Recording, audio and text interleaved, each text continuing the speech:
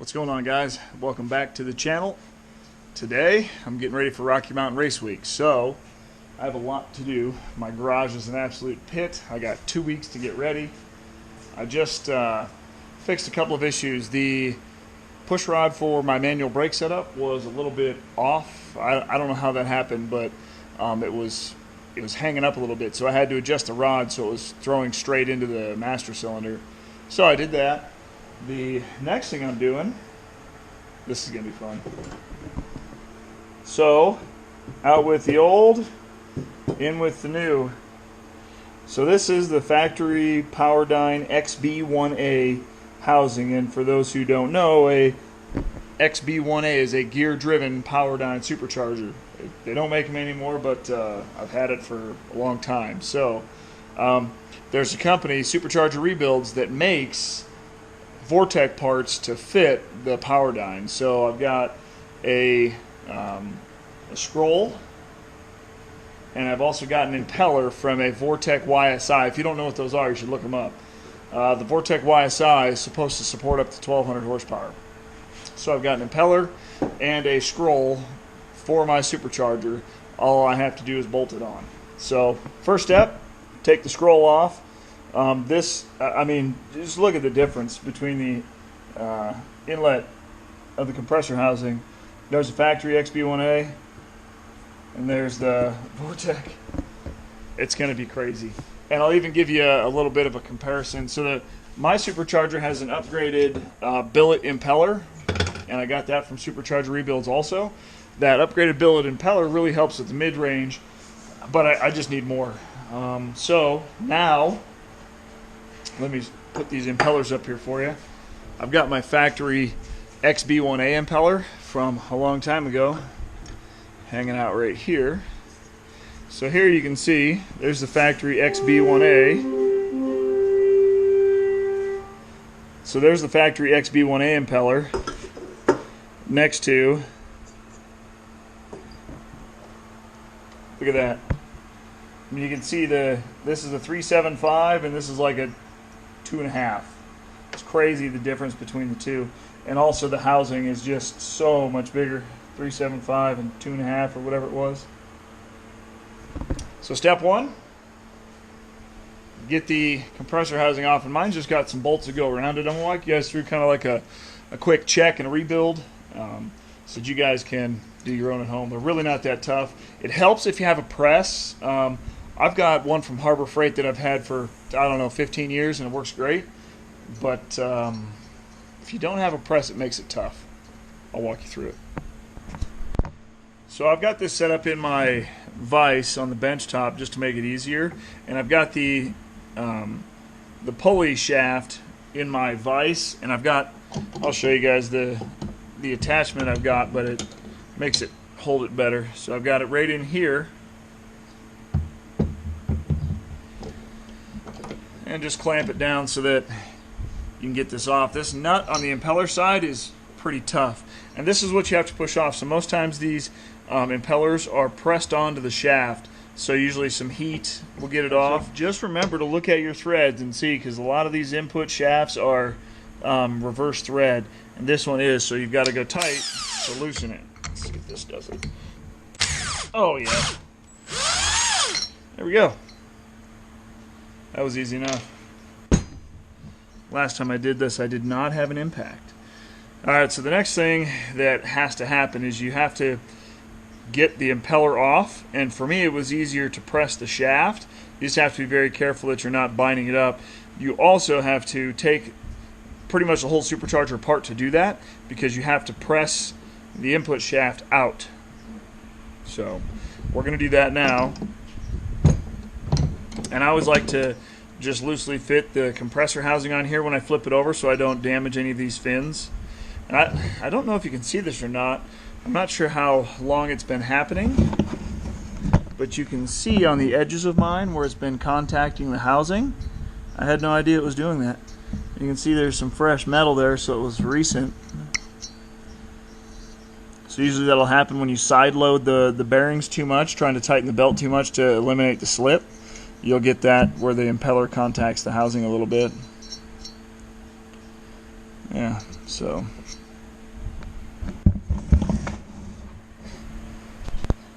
always end up having to move my big nuts out of the way.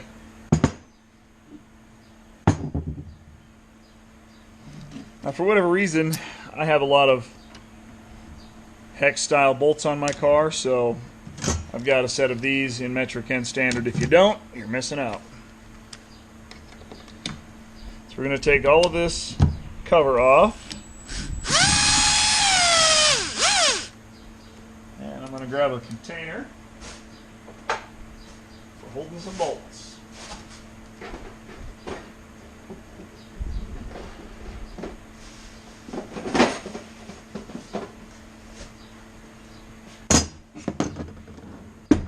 And if you're wondering what this big gray panel here is, I run a automation and electrical company, so we automate everything.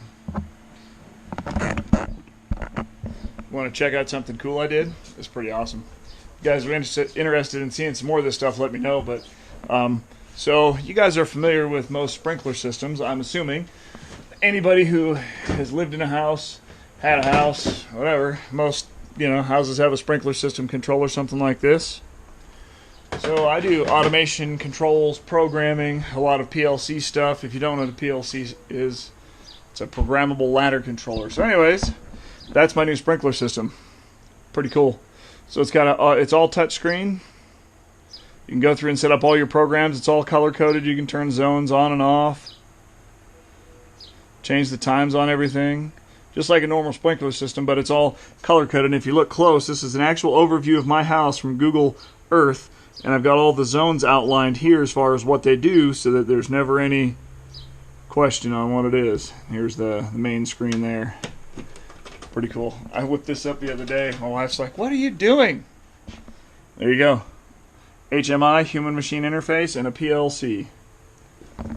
Nothing fancy, but I just wanted something different. I had a couple of extra spare parts laying around and decided to get that done.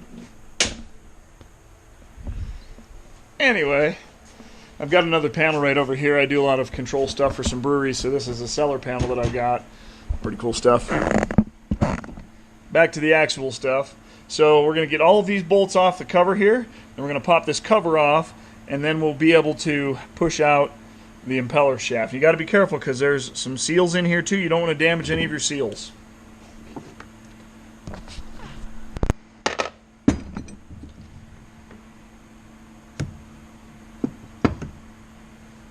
There is a seal in here, but be very careful. You don't want to damage the seals on this if you don't have to. Holy buckets, my seal is gone. Look at that. See this? Just Gandhi. Well, if you've never seen the inside of a supercharger, this is it in all of its glory. There's not a ton. Alright, so for those of you not familiar with superchargers, let's just give a general rundown. There's a few different things to note, right? One is your oil in. So you've got an oil squirter. I don't know if you can see that well. But up top, this one is your actual oil squirter. So that's supposed to keep the impeller bearing lubed up. Now the thing about the impeller bearing is, like on mine, it spins about 60,000 RPM. That's because of the gear reduction. So if you put your oil squirter in the wrong hole, you can have tons of serious problems. And you can put it on either side depending on where you need it. And then you've also got your oil drains, and there's a whole bunch of holes all the way around the outside of it where you can put drains depending on what sort of orientation you've got this mounted in. These bearings press on and off, so hence having a press. If you've got a bearing puller, that works good here. Something you can get on that bearing and pull it off, push on that shaft. If you don't, I've got a couple of small ones. Here's one of mine that's broken, waiting repair. So something like this would be a good bearing puller for this. But if you don't have anything like that, you can always use a set of bearing and race pullers and a press and press that off. So it's typically what I do. So now that we've got this side off, this is where we're going to get messy because all the excess oil is going to leak out of there. That's where we'll start working on this, right?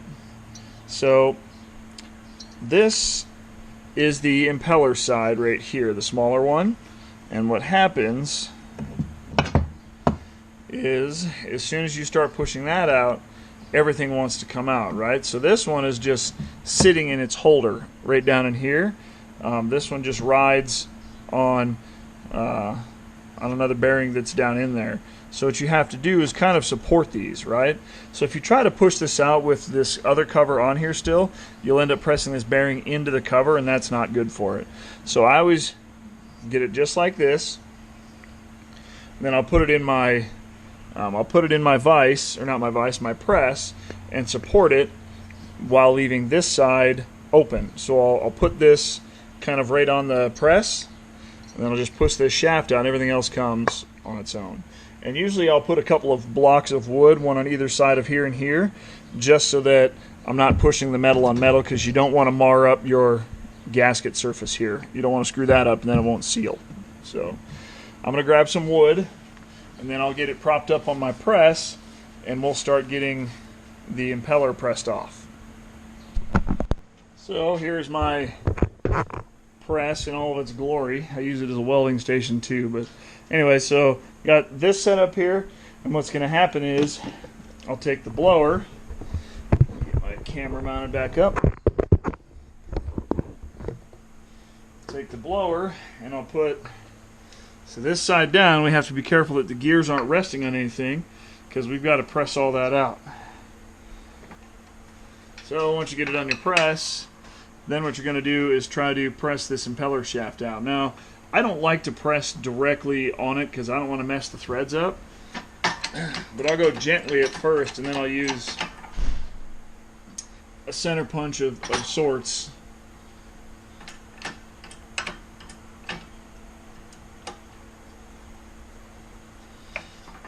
Got it all lined up,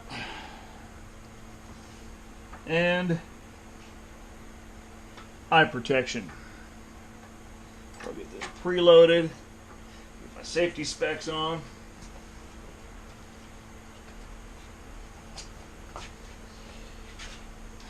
Alright, now when you get to this part, you just want to go nice and easy on it, and sometimes it takes a little bit of force. So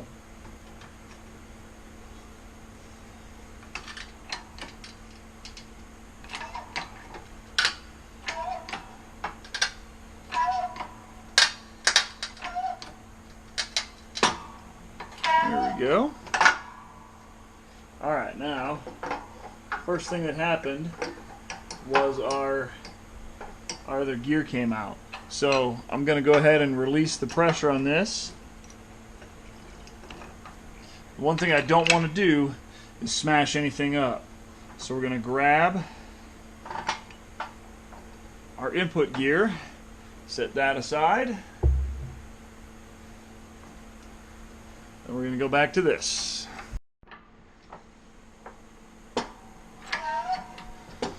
And if yours doesn't come out relatively easy, just make sure you're lined up right on it.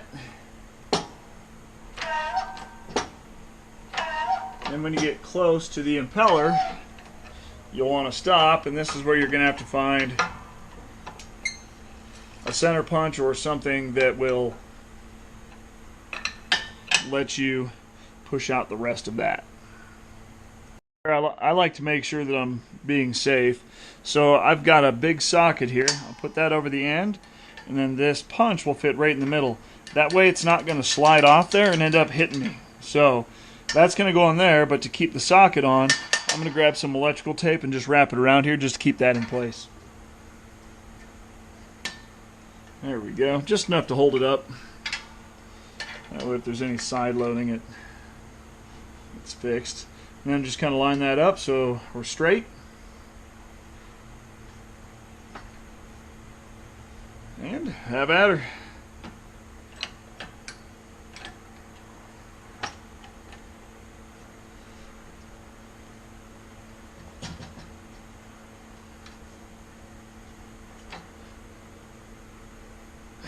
And this is where you really don't want to get cockeyed. You can see how that went off to the side real fast. So that means we're going to move this. Try again.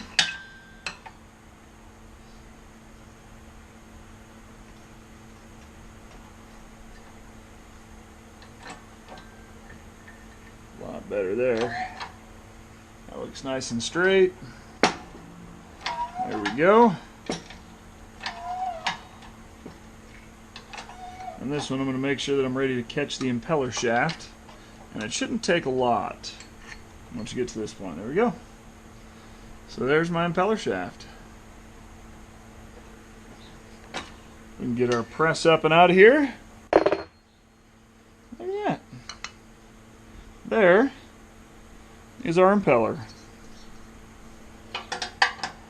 Now that the old impeller is out, I've got everything all taken apart. You can see we've got our input shaft gears, or sorry, the impeller gears rather, and the input shaft gears. Everything's all taken apart. I've got it all separated. I cleaned everything up. You can see that housing is a lot cleaner. This I cleaned up all the way around also. And this one I've got taped off, so I'm going to actually paint this. I think I want it black. I think it'll be a nice contrast because it'll go with the engine. And then I'll have this impeller to put on as well. So for any of you who are wondering, this is an upgraded impeller and compressor housing. And I think I already mentioned in the video, but it should put out what a YSI does. There is a very important piece of this when you're putting it back together, and that is shimming of the impeller. And they're supposed to be X amount of distance away from the actual compressor housing, and I believe they said 36 thousandths for mine. You're going to want to shim it before you put it on, and this is where it can be kind of a pain in the butt. Like if it's a really tight fit, like the other one I had to press off really hard, it didn't go on easy. This one I've already test fitted it, and it goes on fairly nicely. So the actual nut that goes on this side will be responsible for holding it on there a lot more than it was on the old ones. And before I do anything too crazy, this back cover, it's got a couple of thrust washers that go in here, keep the right amount of tension on the back side of the bearings. So we're going to make sure we get those put back in. Those go in this side here. And then this side, this is what I was going to tell you, like I'm not even going to have to use a press to put this back together. It's crazy. Looks good. So that's the input shaft, and that one sits in here. But the impeller shaft has to go in about the same time.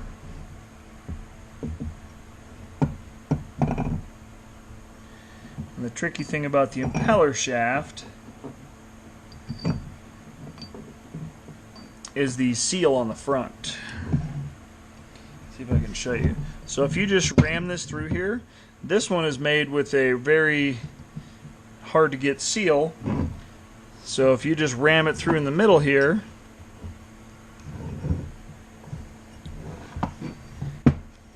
it'll break that seal.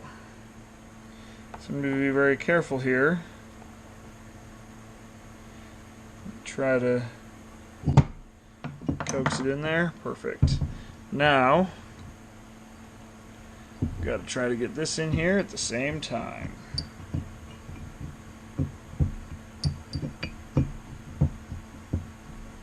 Now, if you were going to do bearings, I'm not going to walk you through that process because I don't have to.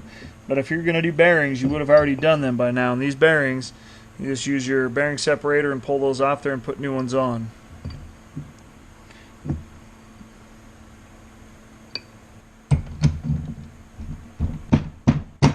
There we go. Right like that. So then this is where the back housing comes into play. That's where we're going to line up the input shaft and the impeller shaft with this back cover, and we're going to put a new seal on. And I'm just going to use a little bit of silicone because that is pretty much all I got. So I've got a very, very thin layer of... Now is where I'll need to make sure that I get this all lined up right.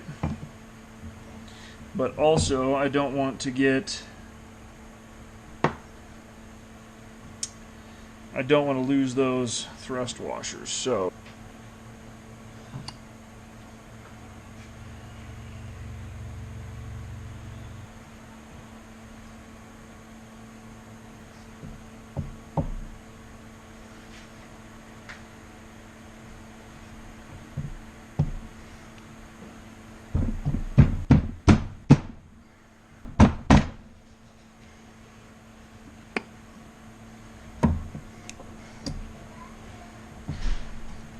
that is it. So I've got the bolts back in, the gasket maker, that looks good. Cool. So now we are to the part where we have to shim the impeller. For those of you that aren't familiar with older superchargers like this one is a Powerdyne XB1A. Alright, so if you're going to end up shimming one of these, this is when it happens. And I know mine needs a few shims. So we got the shims, and we'll put it on here. Alright, so the next is to put the compressor housing on and make sure that we have it shimmed properly. So, and reverse threads again.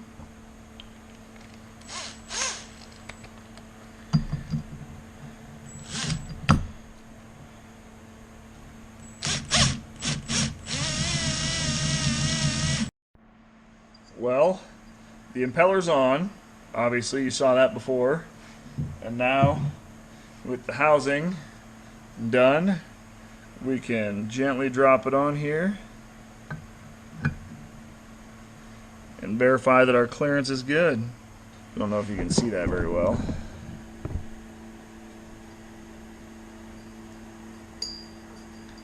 Perfect. Yeah, that's going to flow a lot more air.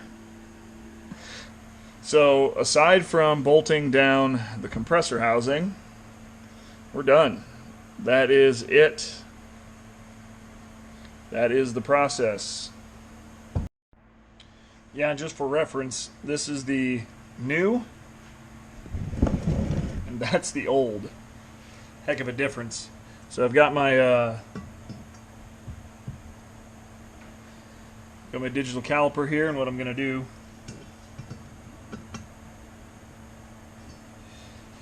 the old one's about 2.8 inches, and the new one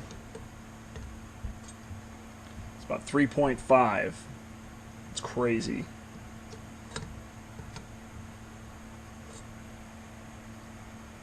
So the difference in flow, this one's supposed to support about 600 horsepower, and this one's supposed to support about 1200. So, and that's pretty close. I think with this one I was right at about 550 at the wheels, and it was done. That's all it had. So this one, I mean, it's the same guts of it. It's just a bigger impeller and a bigger scroll, so it should put out a hell of a lot more air. Yeah, just the flow characteristics. I think this one put out about 1,000 CFM or 900 something, and this one puts out about 1,600 to 1,700 CFM from what I was reading. So this is going to be a hell of a lot more air. That's crazy. Just the impeller too. I mean, look at that.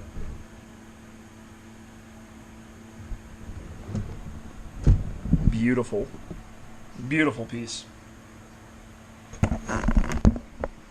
Well, I got a lot to do. I've got to get this blower on. I've got to get my car ready to go for Rocky Mountain Race Week. I've got a set of slicks that just showed up. I went with the Mickey Thompson ET Street R's. So I got those to get mounted. And then I've got to get brackets for that supercharger. So the other thing is that it cannot go back on there. That's the normal bracket for it. Because that spins it clockwise, and now it's got to go counterclockwise. So, got to fab up some brackets for it. So, that's next. Thanks for watching, guys. Have a great day. See you soon. Drive fast and take chances.